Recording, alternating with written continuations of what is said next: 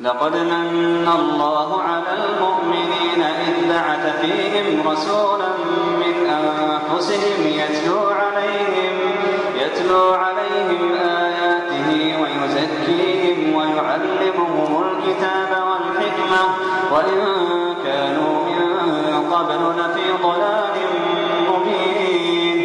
أولما أصابتكم مصيبة قد أصبتم مثليها قلتم أنى هذا قل هو من عند أنفسكم إن الله على كل شيء قدير. وما أصابكم يوم التقى الجمعان فبإذن الله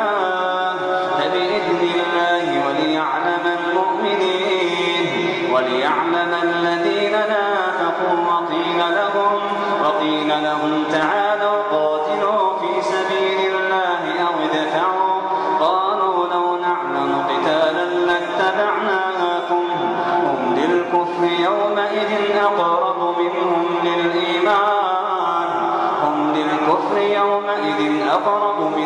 للإيمان يقولون بأفواههم ما ليس في قلوبهم والله أعلم بما يكتمون. الذين قالوا لإخوانهم وقعدوا لو أطاعونا ما قتلوا قل فادرءوا عن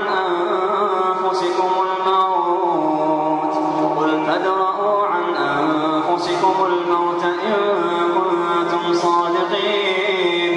ولا تحسبن الذين قتلوا في سبيل الله أمواتا بل أحياء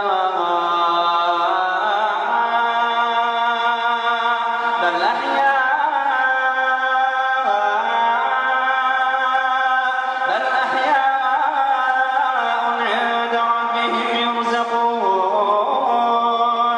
ولا تحسبن الذين قتلوا في سبيل الله أمواتا بل أحياء عند ربهم يرزقون فرحين بما آتاهم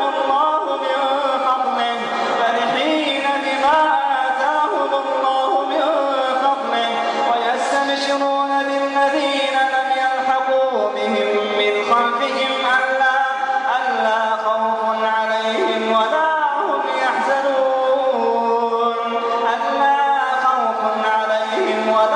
هم يحزنون يستبشرون بنعمة من الله وفضل وأن الله لا يضيع أجر المؤمنين. الذين استجابوا لله والرسول من بعد ما أصابهم القرح للذين أحسنوا منهم واتقوا أجر عظيم.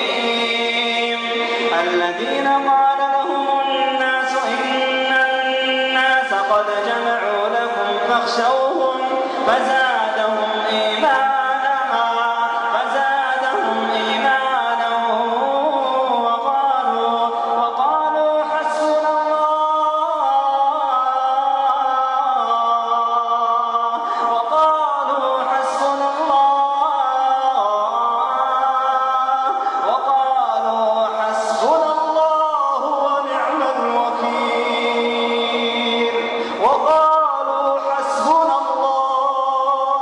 وقالوا حسبنا الله ونعم الوكيل.